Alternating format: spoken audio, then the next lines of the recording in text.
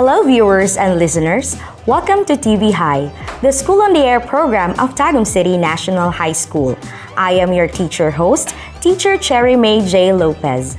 Today, you will be learning about the majestic sculpture and architecture of Luzon, a lesson particularly in Grade 7 MAPEH, Quarter 1, Lesson 2.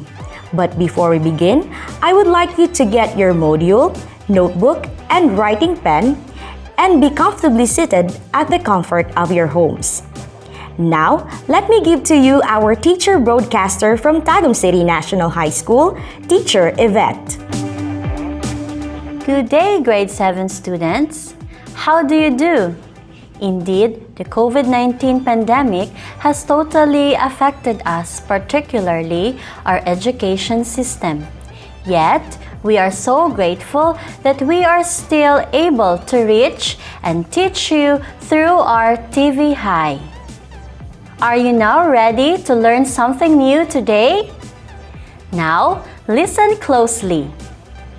Towards the end of our episode, you will be able to identify characteristics of arts and crafts in specific areas in Luzon, and reflect on and derive the mood, idea, or message emanating for the selected artifacts and art objects.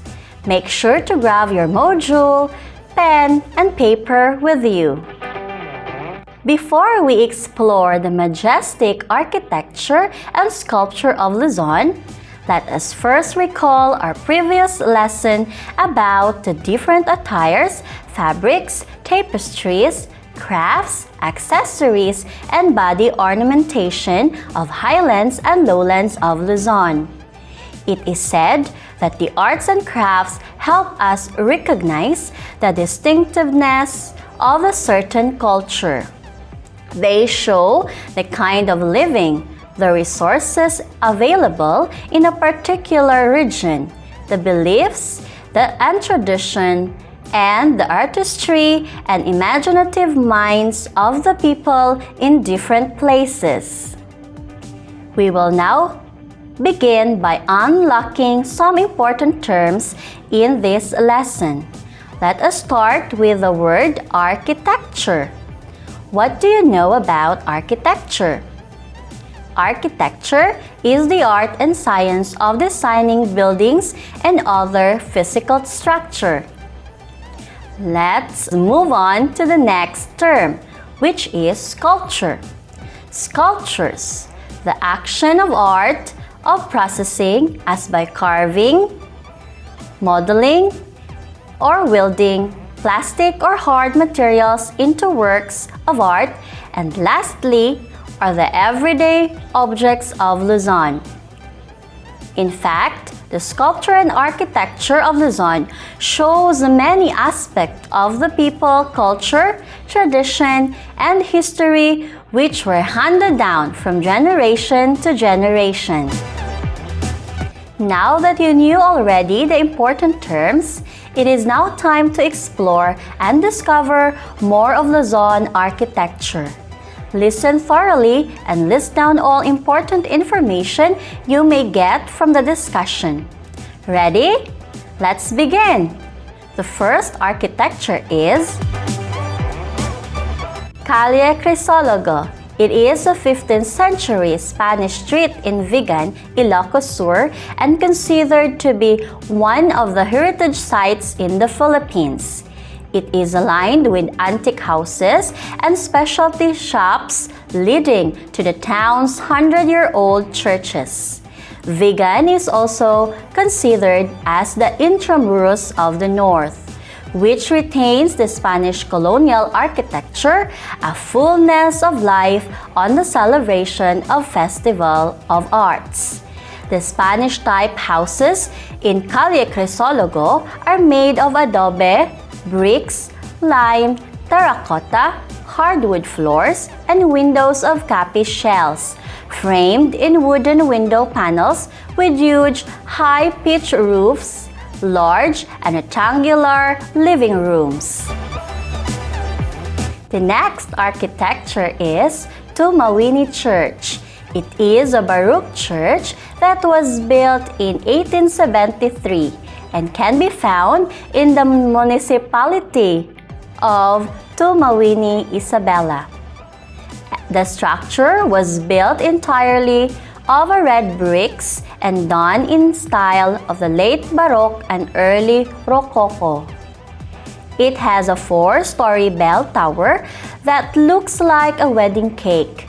It is a Roman Catholic parish church of San Matias Apostol and is considered the most artistic brick structure in the country. The other one is the Spanish Gate, located at the corner of Dewey Avenue and Samson Road in Olongapo City, Zambales, Philippines. Was built in 1885 when the Spanish Navy authorized the construction of the Arsenal de Olongapo after King Alfonso II of Spain issued a royal decree declaring Subic Bay as a naval port in 1884. The gate served as the west gate of the arsenal and faced the Spanish-era settlement of Olongapo.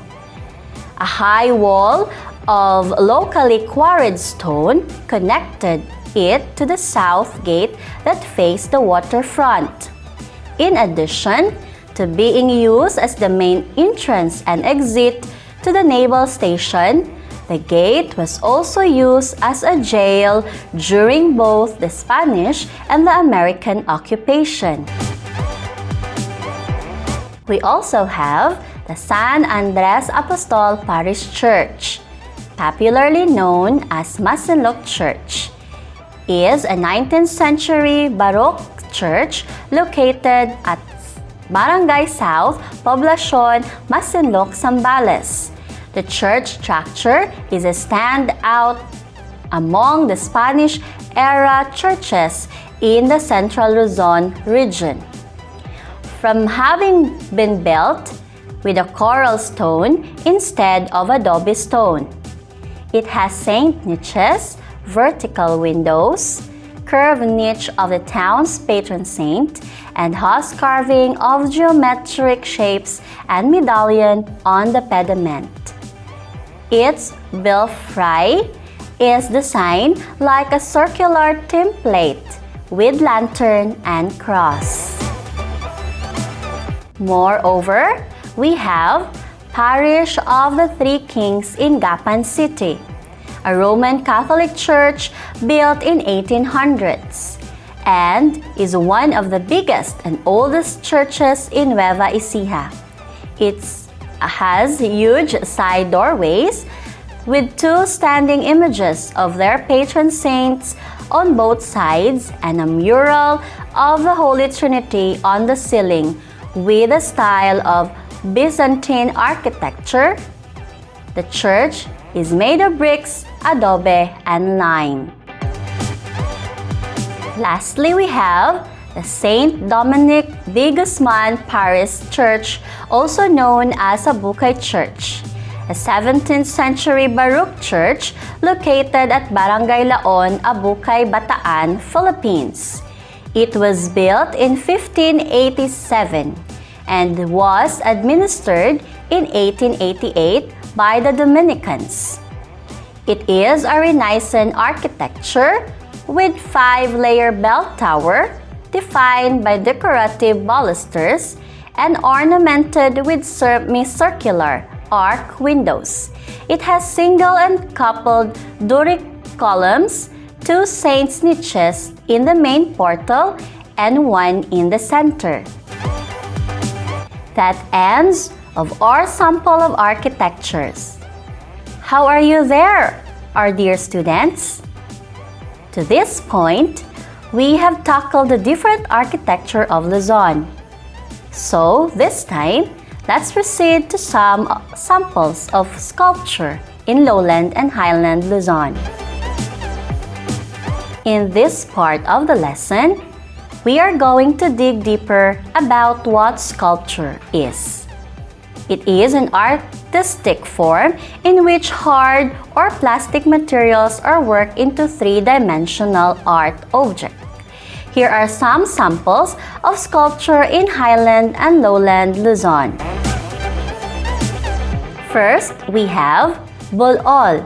It is a wooden sculpture, also known as bulol or tinagtago, that represents the rice granary spirits that guards the rice crops of Ifugaos. It is a carved wooden human figure with simplified forms made from a nara tree, which signifies wealth, happiness, and well-being to the Ifugaos. Second, MAPEH in Laguna is considered the wood carving capital of the Philippines. MAPEH is popular from the carving culture of saints and other religious images, decorative carvings of floral patterns, and geometric designs. Lastly, gigantes are the papier-mâché caricature of humans that represent farmers and fishermen, but according to the stories, the original gigantes were representation of hacienderos during the Spanish colonial period. The gigantes are rendered as a man or woman in various costumes. Their faces give a commanding look, with their hands on their waist. The earliest gigantes are composed of a father, a mother, and a child. It originated in the art capital of the Philippines, Angono Rizal Province.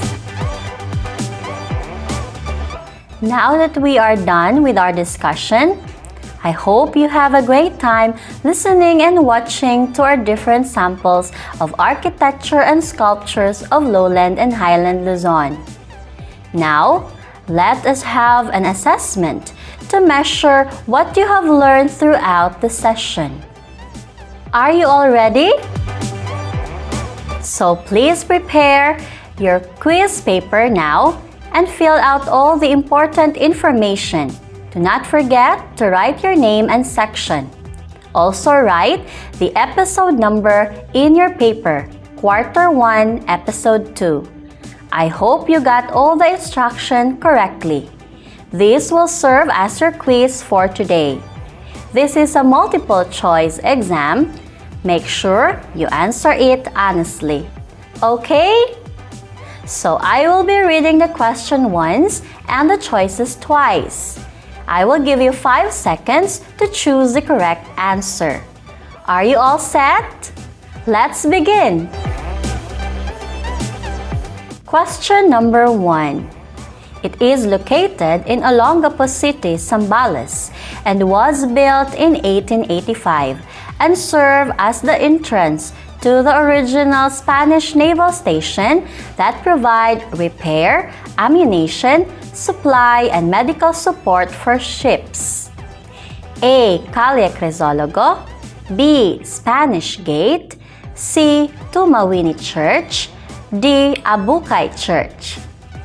A. Calle Crisologo. B. Spanish Gate.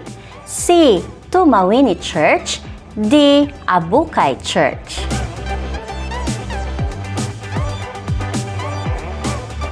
Question number 2.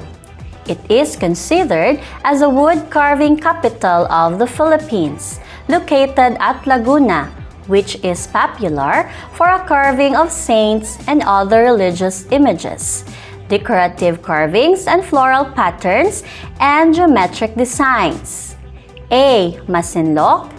B. Nueva Ecija. C. Paete. D. Abukay. A. Masinloc. D. Nueva Ecija. C. Paete. D. Abukay.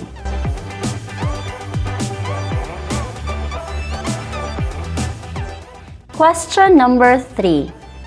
A wooden sculpture that represents the rice granary spirits and is used in rituals that are performed to call the ancestors to protect their rice fields from pestilence and to ask for abundant harvest.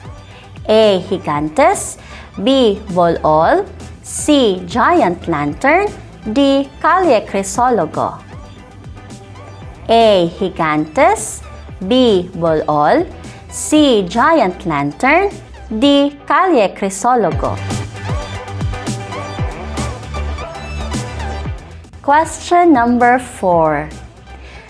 They are big papier-mâché caricatures of humans that represent farmers and fishermen. A. Gigantes, B. Bolol, C. Paete, D. Giant lantern. A. Gigantes, B. Bolol, C. Paete, D. Giant lantern. Question number 5. It is considered as the Intramuros of the North, which retains the Spanish colonial architecture and where you can find Kalye Crisologo. A. Isabela, B. Vigan, C. Kalinga, D. Nueva Vizcaya. A. Isabela, B. Vigan, C. Kalinga, D. Nueva Vizcaya. Alright, so here are the correct answers. You may see to it that you checked your work honestly. The correct answers are the following. The correct answers are the following. 1. B, 2. C, 3. B, 4. A, and 5. B.